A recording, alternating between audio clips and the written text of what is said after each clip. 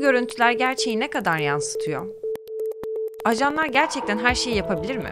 Atlantik'te geçen hafta okuduğum bir makale bu soruları çok net cevaplıyor. Ne bu görüntüler gerçek ne de ajanlar her şeye muktedir. Üstüne üstlük başka bir durum daha var. Birçoğumuz istihbarat servisleri hakkında çok ama çok yanlış bilgilere sahibiz. Kısacası Amerikan propagandası bu konuda gayet iyi çalışıyor.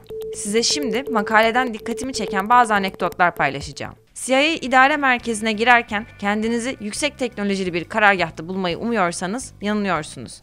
Aslında postaneden pek bir farkı yok. Amerikan kültürünün vazgeçilmez bir unsuru haline gelmiş yiyecek içecek otomatları, kurşun geçirmez camlar ve eski türden sabit telefon hatları göze çarpıyor. Retina tarayıcıları veya parmak iziyle çalışan cihazlar da yok. Turnikeden geçip içeri giriyorsunuz. Makalenin yazarı Zegart'a göre CIA binasını tipik bir hükümet binasından ayıran tek şey kağıt evrak torbaları.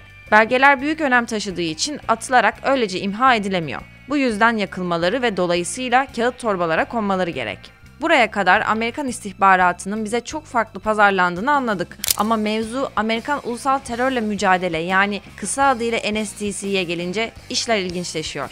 11 Eylül saldırılarından sonra kurulan NSTC'nin gerçekten yüksek teknolojili ve hatta modern ötesi bir binası var. Duvarlarda dev ekranlar, geniş bir planlama ve etrafta neredeyse herkesi izleyen bilgisayar istasyonları. Bu kocaman ve teknolojik terörle mücadele merkezini kim yaptı dersiniz?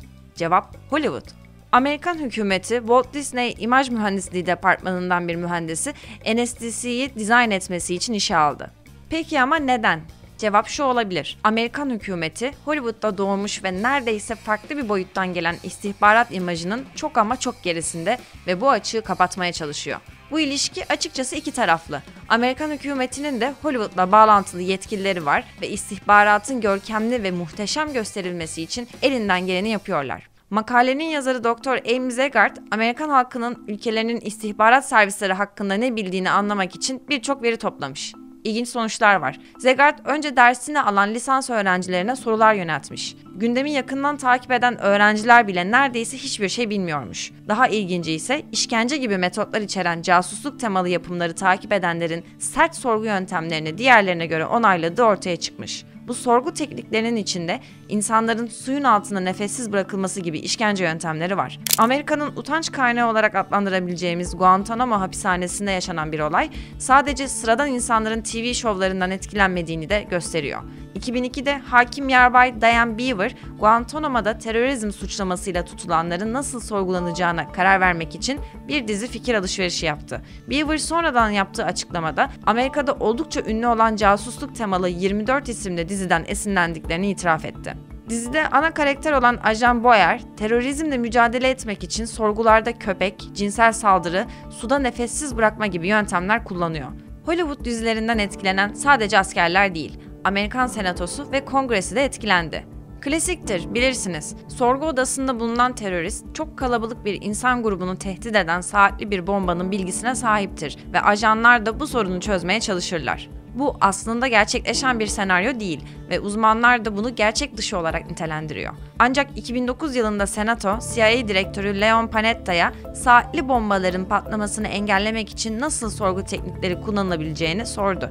Panetta da artık ne düşünmüş olacaksa gereken her türlü yetki için izin ister ve Amerikalıları korurum dedi.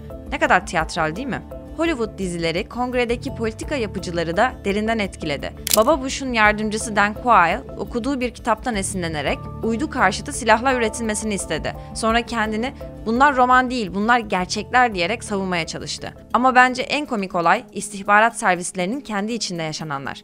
Usama Bin Laden'in yakalanışını anlatan Zero Dark Thirty, CIA'nin gölgesinde çekildi. Bin Laden'in yakalanmasında rol oynayan kişiler bizzat yapımcılara danışmanlık yaptı. Ancak film vizyona girdikten sonra kafaları karıştırdı. Anlatılanlardan hangisi gerçek, hangisi kurgu ayırt edilemedi. Durum o kadar karıştı ki dönemin CIA direktörü Michael Morell çalışanlarına gerçekleri anlatan bir bildiri yollamak zorunda kaldı. Ama Morell'in neyi yalanladığı, neyi kabul ettiği de tartışma yarattı. Zegart'ın verilerine geri dönelim. Öğrencileri bilimsel yöntem açısından yetersiz bir örneklem olduğu için Zegart ulusal araştırmalar yapmaya başlamış. 2012 ve 2013 yıllarındaki verilere göre Hollywood'un casusluk temalı yapımlarını izleme sıklığı arttıkça terörle mücadelede alınan saldırgan aksiyonları destekleme oranı o derece artıyor. Casusluk temalı şovların sıkı takipçileri, tanınan teröristlere suikast düzenlenmesi konusunda seyrek izleyicilerden belirgin bir farkla daha destekleyici. Bu kişiler aynı zamanda şüpheli teröristlerin işkence kullanılan bir ülkeye sevk edilmesini de seyrek izleyicilere göre daha fazla onay veriyor. Bu dizileri sıklıkla izleyenlerin terörist olduğundan şüphe edilen kişileri su altında nefessiz bırakmanın doğru şey olduğuna inanma olasılıkları da daha yüksek. Bütün bu inançlar da Amerika'nın özellikle terörle mücadele adı altında yürüttüğü deniz aşırı operasyonları için gereken bir ortam. Halkın desteğini alamazsanız o kadar parayı nasıl harcayacaksınız? Bir de NSA mevzu var tabii. Yani Amerikan Ulusal Güvenlik Ajansı. Önce 2013'teki skandalı hatırlayalım. Eski istihbarat çalışanı Edward Snowden yaşadığı ahlaki rahatsızlık nedeniyle önce Amerika'yı terk etmiş, sonrasında da NSA hakkındaki gerçekleri basına sızdırmıştı. Snowden sızıntılarında NSA ve FBI'ın Microsoft, Yahoo, Google, Facebook, YouTube ve Apple gibi büyük şirketlerin sunucularına doğrudan bağlanarak bilgi topladığı görülüyordu. Yani yüz milyonlarca kişinin sesli ya da videolu konuşmaları, fotoğraf, e-posta, doküman ve bağlantı logları Amerikan hükümetinin elindeydi. Bu sayıya sadece Amerikalılar dahil değil elbette. Dr. Zegart bu kadar popüler olan bir olayın üzerine Amerikan vatandaşlarına NSA'nin ne iş yaptığını sordu. Bu çapta bir skandala rağmen Amerikalıların NSA hakkında neredeyse hiçbir şey bilmediği ortaya çıktı. Hatta Hollywood şovlarını izleyenlerin NSA'nin hukuksuz dinlemelerini de onayladığı görüldü. Yani Amerikan istihbaratının kültür endüstrisini ne kadar etkili kullandığı buradan bile belli oluyor. İnsanlar kişisel bilgilerinin başkalarıyla paylaşılmasında beis görmüyorlar. Sonuç olarak her Hollywood yapımı Amerikan istihbaratını şekillendirmeye, istihbarat da Hollywood üzerinden algı yönetimi yapmaya devam ediyor. Bu alışveriş ise tüm dünyayı yanlış yönlendirip Amerikan istihbaratını ise zora sokuyor.